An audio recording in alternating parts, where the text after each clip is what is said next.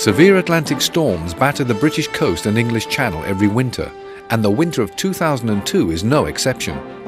On February the 2nd, the General Cargo Vessel KODIMA suffers an engine breakdown in bad weather conditions close to the coast. The vessel needs assistance.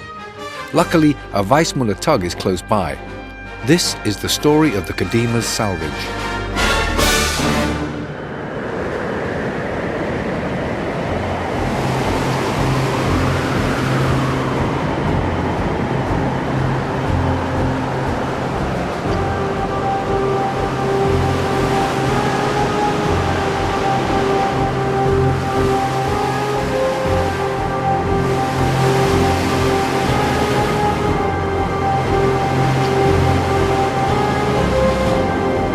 A 6,000-ton freighter is drifting towards the Cornish coast tonight just down the after coast rushing here, off through the a coast of Cornwall, and that was that a Maltese registered cargo ship carrying timber raised the alarm just after 5 o'clock this morning. It was called the Kodima. There were 16 people on board. Royal Navy helicopters from Culdrose were scrambled off the southwest coast when a Maltese flagged ship began sinking in mountainous seas off St Austell. 16 Russian sailors were airlifted to safety and taken to Cornwall. Coast Guards warned that timber washed from the decks could pose a threat to shipping. They've been trying to get a line to the vessel, but those efforts have failed, and tonight, with tugs still on standby, the Kodima has run aground. The salvage operation will now be launched. Daniel Bircher, BBC News.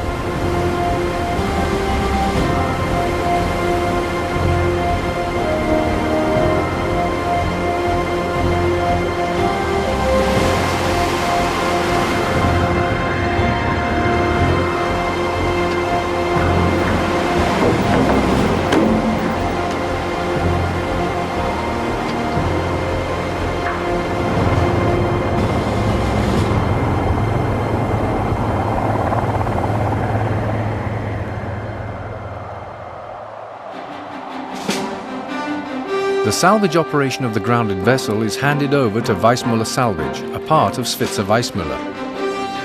At the Weissmuller Salvage Centre in IJmuiden, in the Netherlands, preparations begin immediately. A Weissmuller salvage team is sent to the site of the casualty. Already, while Kodima was still adrift, the Lloyd's Open Form 2000 Scopik Incorporated was signed. The SVITZER Weissmuller tug SYGIN was based near the location of the casualty and was soon behind the vessel. Every possible attempt was made to connect up to the abandoned ship.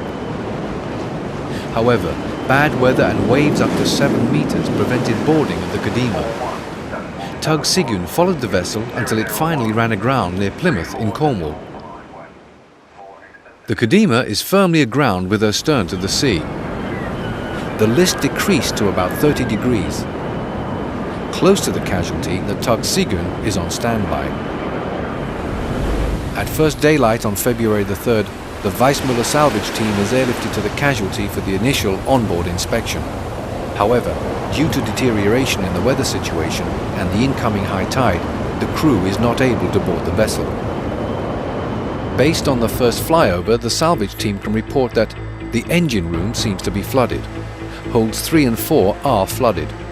Water is running over the portside deck.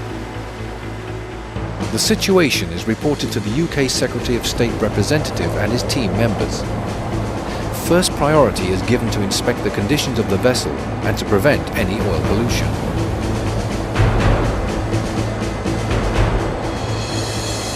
Later in the afternoon, the team succeeds in boarding the vessel. The first onboard inspection is carried out with the following main findings. Engine room is flooded and remains flooded with water above water level outside. Holds 1 to 4 are flooded. In hold number 4, most of the cargo has disappeared and parts of the hatches are missing. The list of the vessel is 15 degrees. The 24-hour salvage operation is coordinated from the Weissmuller Salvage Emergency Response Centre in the Netherlands. In the evening, additional salvage equipment is loaded on a truck departing for England. At the same time, tug SYGIN enters the port of Plymouth for briefing of the crew and to get a floating rope on board. In the following days, the weather is appearing to ease slightly. The forecast indicates a short period of potential workable weather. However, bad weather can be expected during the coming days. The salvage team is taking a first batch of equipment on board the vessel. This enables the crew to install the necessary blind flanges on the vent pipes. Careful actions are taken to prevent the seepage of fuel oil from the vessel. At the port of Plymouth, the salvage equipment from IJmuiden has arrived.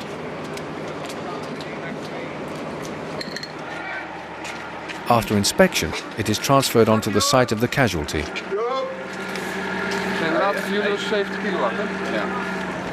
The rough sea makes it impossible to work with vessels close to the casualty. The only possibility is to airlift the salvage equipment to the stranded ship. Close to the casualty is an old military installation, Fort Dragantal. The parking lot inside the fort is used as a base for preparing equipment to be slung over to the ship by helicopter. A carefully planned load of salvage equipment and supplies are ready. Spare gear must be available in case equipment is lost or damaged during transport, or at operations on the vessel. On February the 7th, the plans are to start airlifting the equipment to the vessel. However, after the helicopters lifted the salvage crew to the vessel, the weather is once again getting worse.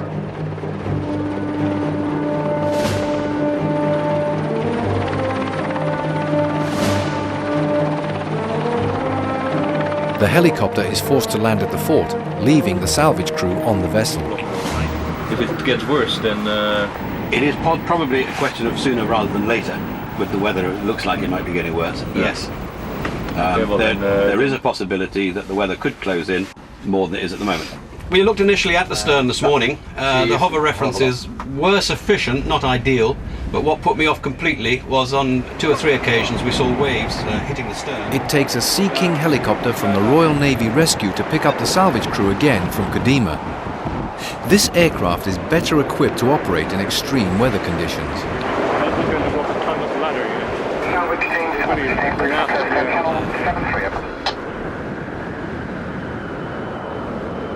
The following day's bad weather prevents the helicopter from flying.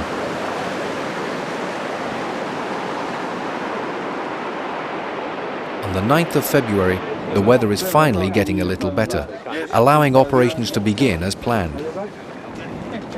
Wat we nu voorgesteld hebben is dus dat we met 4 man gaan. Gaan handwijken en die kijken.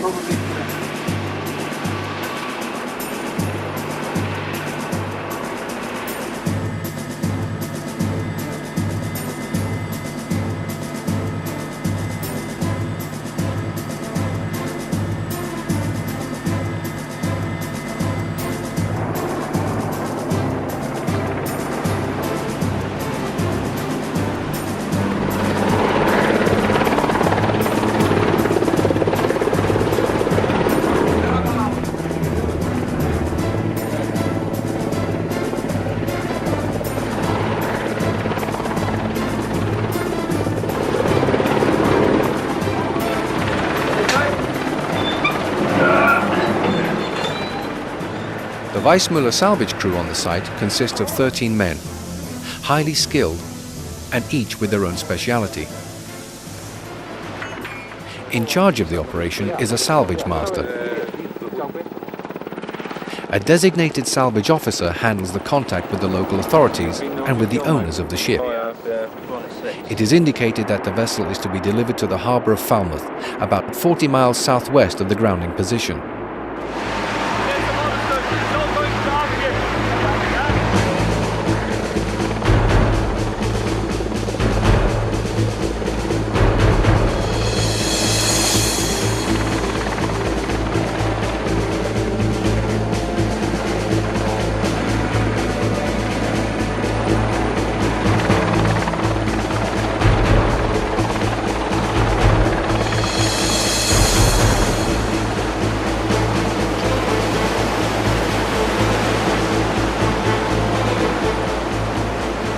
The Weissmuller salvage naval architect arrives from IJmuiden.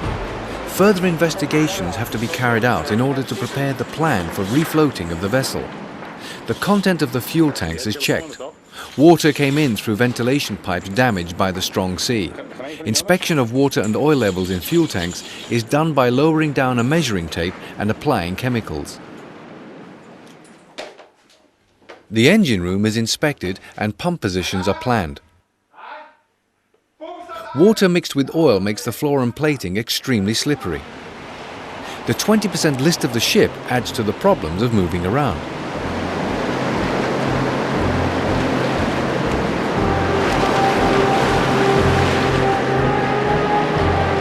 In the afternoon of February the 11th, bad weather is building up again, and the salvage crew is once again forced to leave the ship.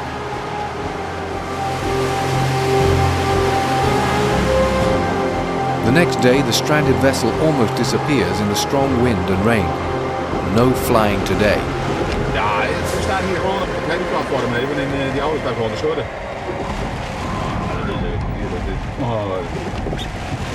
Rechte regen hebben we hier. Dan voor die 12. Nou.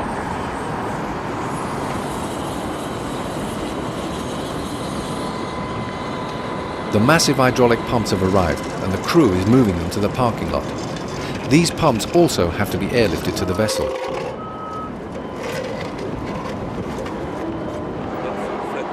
A local blacksmith is employed to construct iron frames, which will support the pumps while they're being used on board the vessel. What size hollow squares? We will take the measurements. Okay, so if we... Pardon? We have to get the sling as well. I'll get this. Drawings of Kodima have been obtained, and at the hotel, the crew is in discussion on how to proceed further with the salvage operation. The main issue is the remaining oil in the fuel tanks of the grounded vessel. There are two possibilities. The first is to let the oil stay in the tanks during reflotation. The alternative is to remove the oil from the fuel tanks beforehand. However, removing the oil to another vessel, especially in bad weather conditions, might be dangerous and thus be a threat to the environment. The weather is finally getting better, enabling the salvage crew and the helicopter to continue their work. Back on the ship, the power of the sea is very obvious. This is how a part of the hatch of hold number 4 looked when the ship was abandoned on February the 11th. 2 days later, after the storm, the solid steel hatch has been bent like a piece of paper.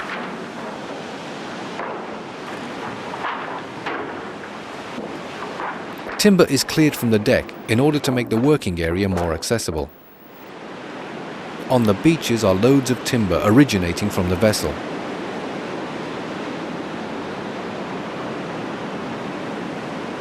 Beaches close to Plymouth are precious and quite popular, especially during summertime.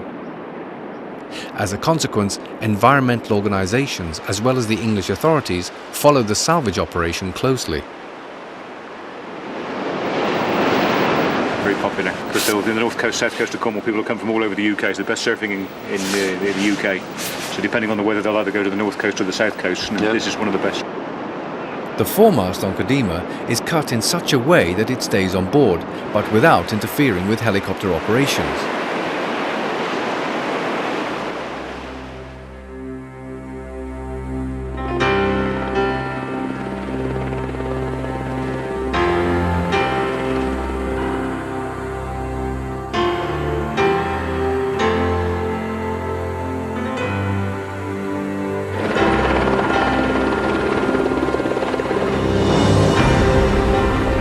The helicopter is capable of lifting 2.5 tons. The heavy hydraulic pump power packs press the helicopter to the limit.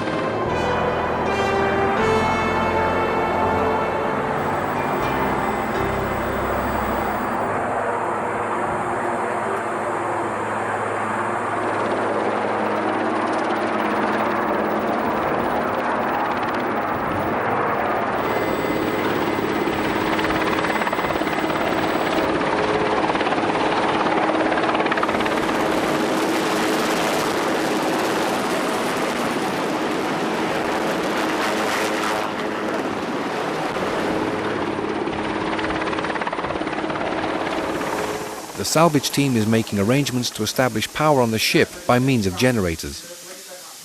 The forward generator is started and connected up with wiring. Also, a compressor is connected for the use of mobile winches. hoses and pumps are placed in position and tested. Small pumps have emptied the upper part of the engine room, and larger pumps are lowered further down into the engine room.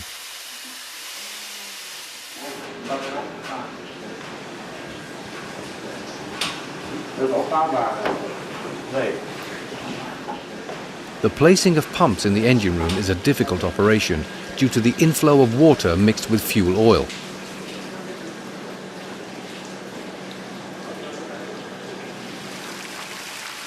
Pumps of hold number 1 are already operating and emptying the hold.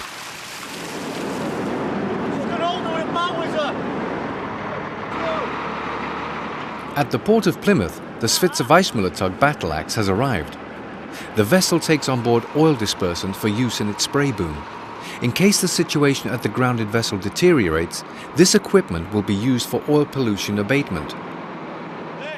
Additional equipment for this use is ready on the quay as well. Also in the harbour, the small tanker Witask is on standby in case the fuel oil on Kodima has to be transferred.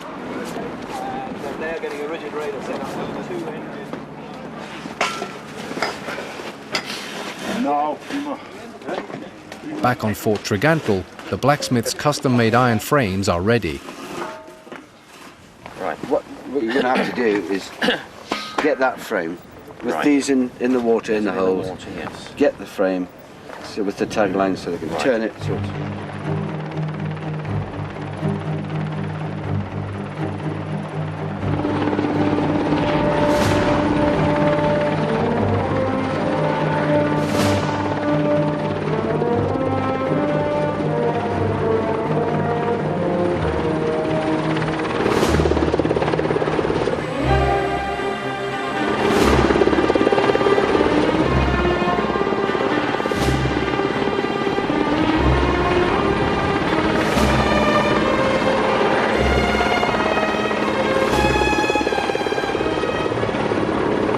The iron frames that hold the pumps have been custom-made to fit on the hatch coamings, allowing the pumps to be lowered further down into the flooded holds.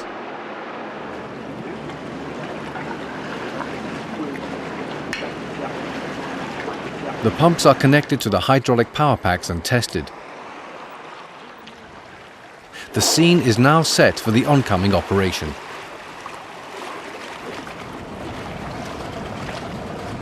Dive inspections are made around the ship.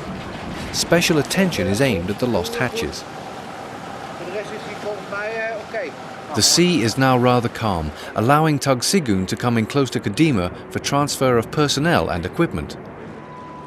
On the evening of February the 15th, a part of the salvage team departs with the tug, leaving a skeleton team overnight on Kodima.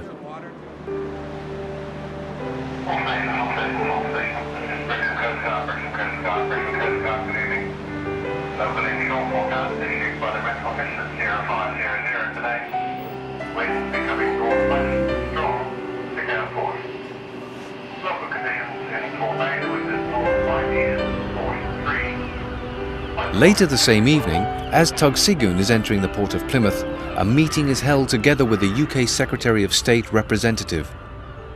A SVITZER Salvage officer is informing the authorities about the final procedures of the salvage operation. The plan is to refloat the Kodima tomorrow. It is decided to refloat the vessel with the fuel oil remaining inside the ship. During those dive inspections, it was determined or it was possible to find 2 of the hatches. So we found 2 of the hatches. They're next to the ship and they're buoyed off. So if everything is okay and the buoys stay there, you can easily identify them and pick them up.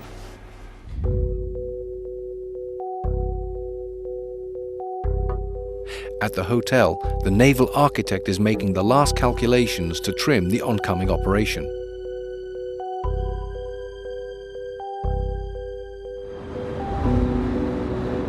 Next morning at first light, tug Battle Axe is taking the salvage crew back to Kodima. SYGIN, Battle Axe. The day of the refloating operation is finally here. As the tug arrives, the salvage crew on Kodima has already started the pumps in the engine room.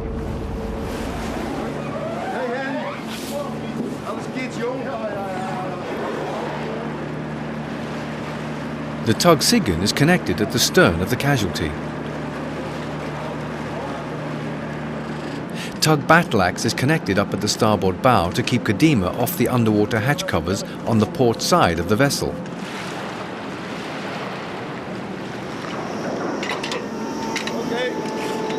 The refloating operation is coordinated closely with the tide and the weather forecast. The main pumps are activated at 10:30 in the morning. The basic principle of the plan is to refloat Kodima by recreating its buoyancy. The holds and engine room of the vessel are flooded. As the tide lowers, the pumps are activated. First, hold number 1 and the engine room are dewatered. As the tide drops, it is possible to start dewatering hold 3, 4 and 2. The vessel is then refloated by the incoming high tide. The Kodima is brought into an overall floating condition, whereafter the tugs can move the vessel out.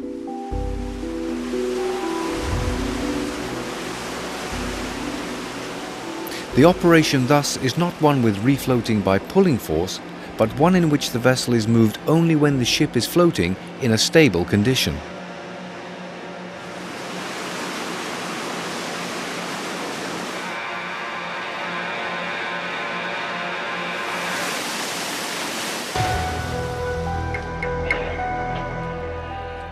Time for a last coffee break on the listed vessel. The salvage crew is awaiting the tide to complete their job. Soon it will show if the preparations and calculations have been done right. For now, all they can do is to wait.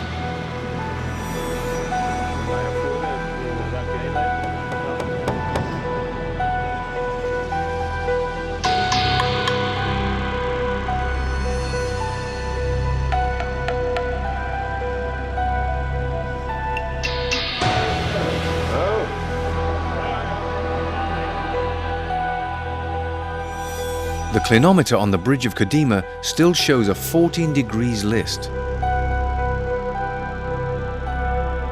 Slowly, very slowly, the vessel starts moving. The salvage master orders tug SYGIN to pull with 40% of its power.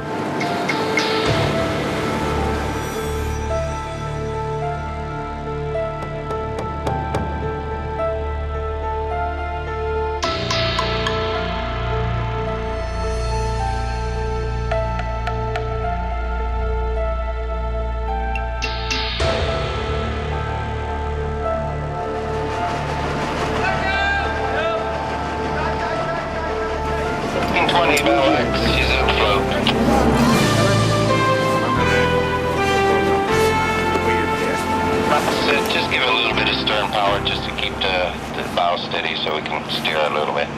Battle-axe, Roger. 1720, okay, thank you. Slowly, tug SYGIN pulls the vessel away from the English coastline, while tug Battle Axe is steering at the bow. Kodima has been refloated.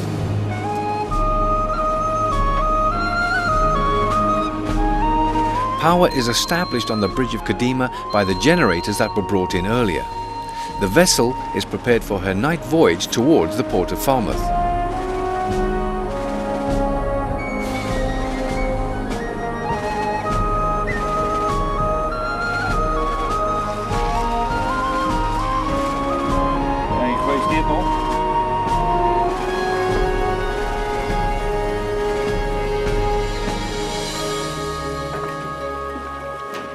In the engine room, the salvage crew is preparing to treat parts of the engine with chemicals to reduce damage done by the salt water. Under the guidance of the towmaster, tug SYGIN is leading the convoy towards Falmouth. Tug Battle Axe at the stern is also acting as a pollution response vessel with the necessary equipment on board.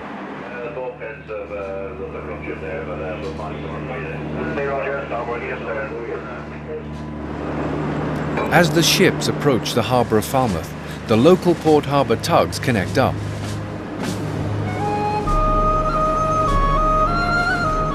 Kodima is redelivered to her owners. Yet another Weissmuller salvage operation has been completed successfully.